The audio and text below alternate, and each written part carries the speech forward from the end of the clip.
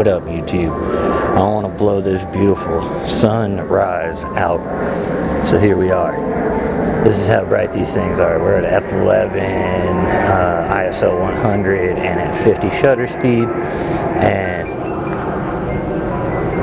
we got this nice and perfect, but even at 100%, this thing barely lights me up. So, a little review on these lights, these tube lights.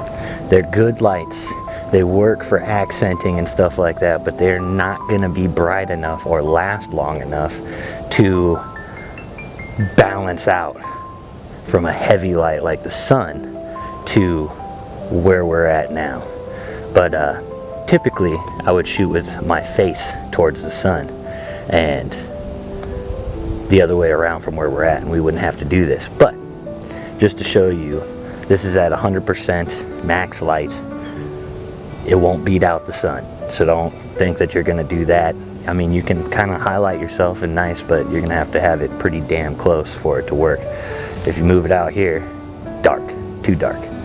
It's got to be like right up on you, basically. So with these tube lights, they're not going to be super powerful for being your main key light or anything like that. You're going to want to get a key light for these, but these are nice to accent little things in the room.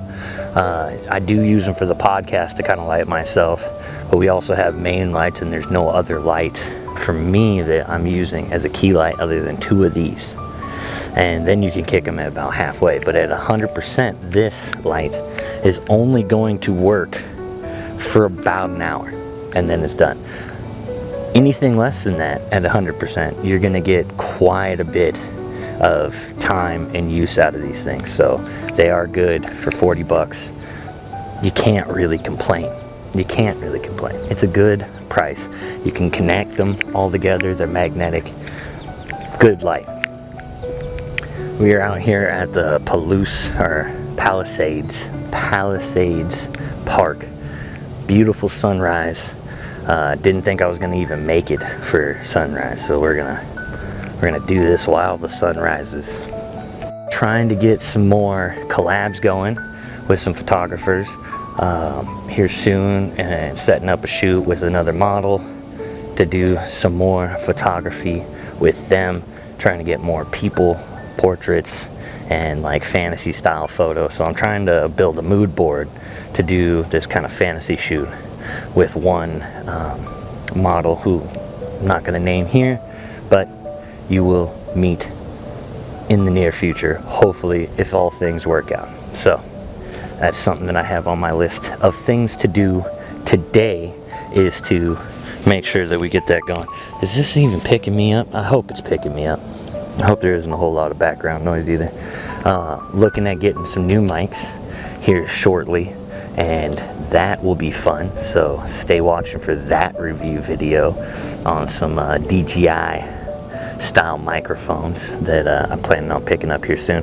Still waiting for my snoot. Later in this video, since this video we're talking about lights and kind of reviewing these bad boys, we're going to also talk about flash and the difference between this and flash, and why you might want one or the other. So strobe flash or solid light. We'll talk about that a little bit later in this video when we're back at the studio. We have some flashes, and then be watching for the review video of the flash mount, the Godox flash mount that I have, and some of the attachments that we have. Still waiting on the snoot. Snoot's not here yet, so once that gets here, that'll be amazing. Yeah, here's some photos from a recent shoot that I did with Alex. Check these out. It's a couple of photos from the shoot. Had a good time. It was good fun. First time I had done a bathtub shoot other than shooting myself, so pretty excited. Pretty awesome. Love y'all. Thank you for tuning in. Thank you for watching. Make sure you subscribe, like, share with a friend, all of that, and let's watch this beautiful sunrise, shall we? Shall we?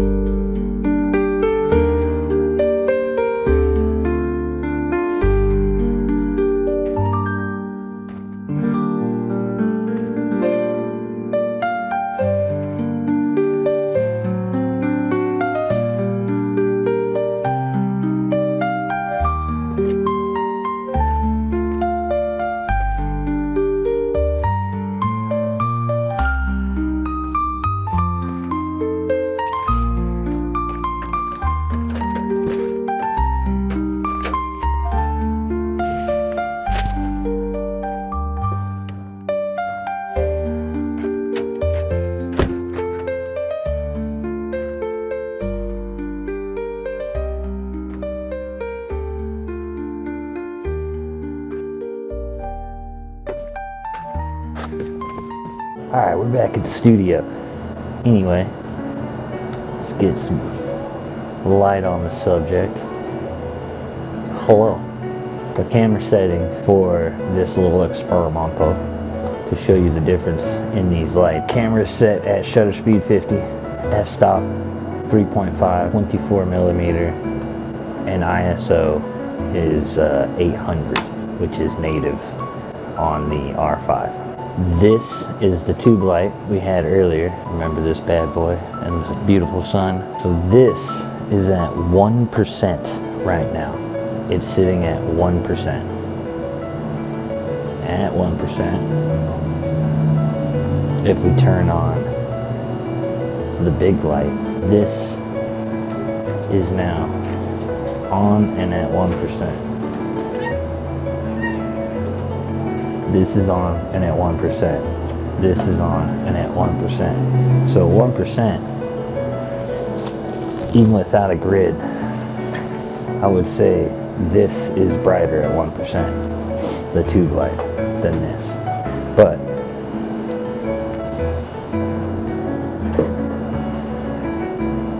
I would say the tube lights are probably brighter than this at 1% when you look at them at 1%.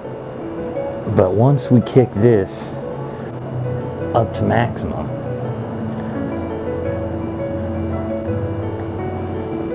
that is 100% on the tube light. Okay? 100% tube light, still at the same settings. Just the tube light alone in a regular sized room. About 10 feet by 12 feet. One tube light. 100% full maximum. Now,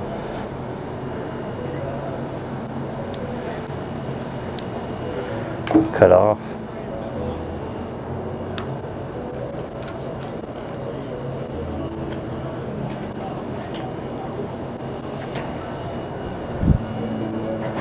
That's 100%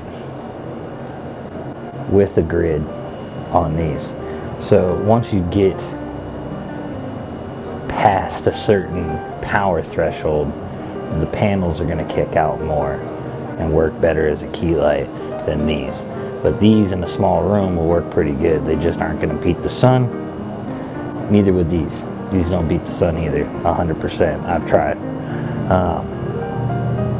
Most things don't, except for really high powered flash. So that's why you need a good flash. So we have two different flashes that we're going to test out and show you how bright these get in this room at these same settings.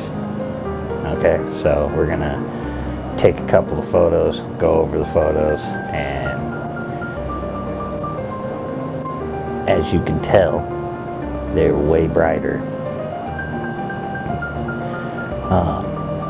Depending on how much power you're pushing out. So we'll go with a low. And at a low, it's still pretty bright. About as bright as these are at a little bit closer to 100%, but not 100%.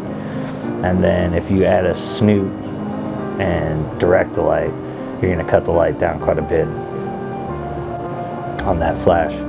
That flash at low power, the big flash, as you can see here, is extremely bright, depending on if you have it at max or if you are shooting at 1/128, which is like the lowest it goes.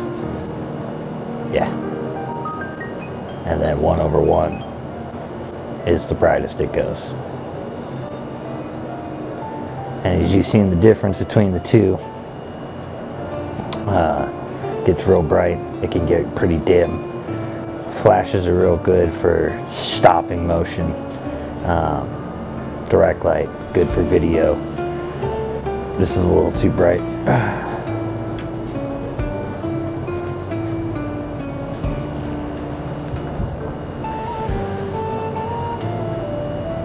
This I can keep at like 50%. It's pretty, you know, or I can kick it back further and have it out of the shop. But just as you can see,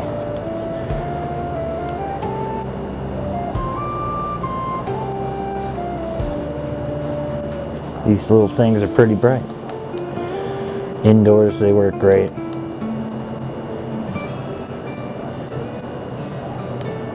So if you wanted to, like, see, this could work as a balancing key light or just a little bounce light. Throw a little color on it. The blue's pretty bright actually.